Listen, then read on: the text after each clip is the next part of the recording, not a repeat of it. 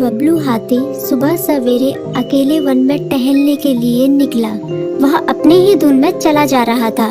लगता था उसके दिमाग में कोई उलझन है जिसे वह सुलझाने की कोशिश कर रहा था।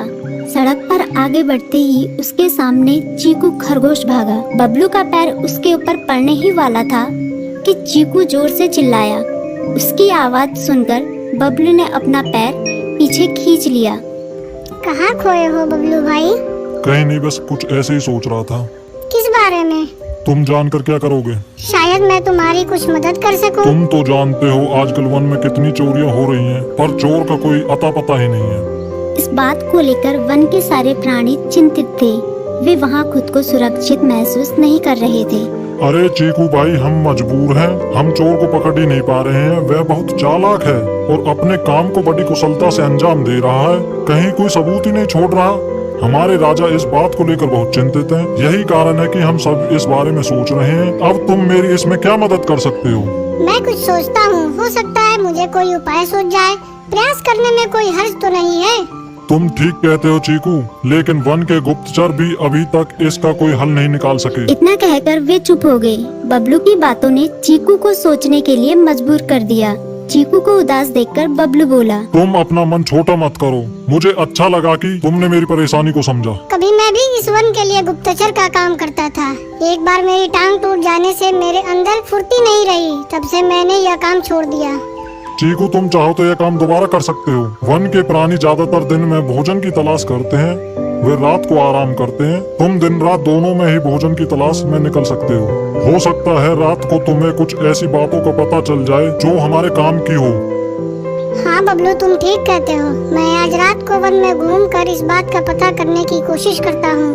थोड़ी देर बातें करके चीकू अपने बिल की ओर बढ़ गया और बबलू अपने रास्ते चला गया।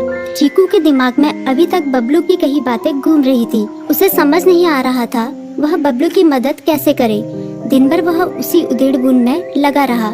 शाम होते ही चीकू कुछ सोचने लगा और वह चुपचाप बिल से बाहर निकल आया। चीकू की पत्नी ने देखा तो बोली, इस समय कहाँ जा रहे हो? बाहर खतरा है। खतरा तो सुबह भी रहता है, लेकिन खतरों से डर कर हम भूखे तो नहीं मर सकते। मैं बाहर घूम कर आता हूँ। इतना कहकर चीकू रात को बिल से बाहर निकल आया। कुछ दूर जाकर उसकी नजर बंकू उल्लू पर पड़ी, जो कुछ ही दूरी पर था।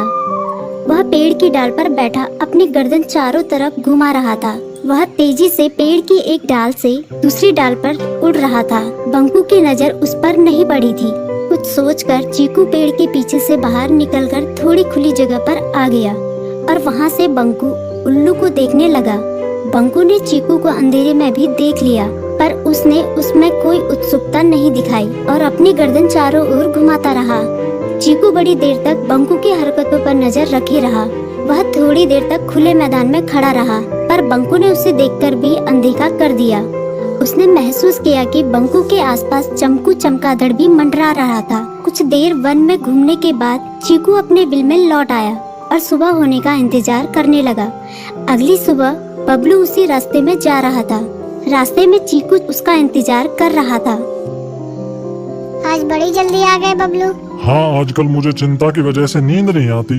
कोई नई खबर है क्या? यकीन से तो मैं नहीं कह सकता, पर मैं तुम्हें ऐसे प्राणी का नाम बता सकता हूँ जो शायद चोरों की मदद कर रहा है। कौन है वो? बंकू उल्लू। इतना कहकर चीकू ने रात की घटना उसे ज्यों की त्यों सुना दी। इसे सुनकर बबलू का माथा ठनका। बबलू की आंखें चौंधिया गई। तुम ठीक कह रहे हो। मुझे आज रात बंकू और चमकू पर नजर रखनी होगी। इतना कहकर वे दोनों अपने अपने रास्ते चले गए। बबलू रात को अपने साथियों के साथ बंकू पर नजर गड़ाए रहा। उसकी संदिग्ध गतिविधियों को देखकर बबलू ने उसे उसके साथियों चंकी और संकी लोमड़ के साथ पकड़ लिया। बबलू ने सख्ती से पूछताछ करनी शुरू कर दी। तुम इस समय बंकू चमकू के साथ क्या कर रहे हो? हम चारों दोस्त हैं, इसलिए साथ बैठकर बातें कर रहे हैं। चमगादड़ और उल्लू की दोस्ती तो समझ में आती है, पर लोमड़ के साथ दोस्ती कैसे हो सकती है? सख्ती से पूछने पर दोनों ने अपना जुर्म कबूल कर लिया और सभी चोरियों के बारे में बताया जो उन्होंने कुछ दिन पहले वन में की थी। बबलू ने उनके चोरी का सारा सामान भी बरामद कर लिया। बंकू और चमकू को अभी तक समझ में नहीं आ रहा था कि वो इतनी आसानी से कैसे पकड़ में आ गई।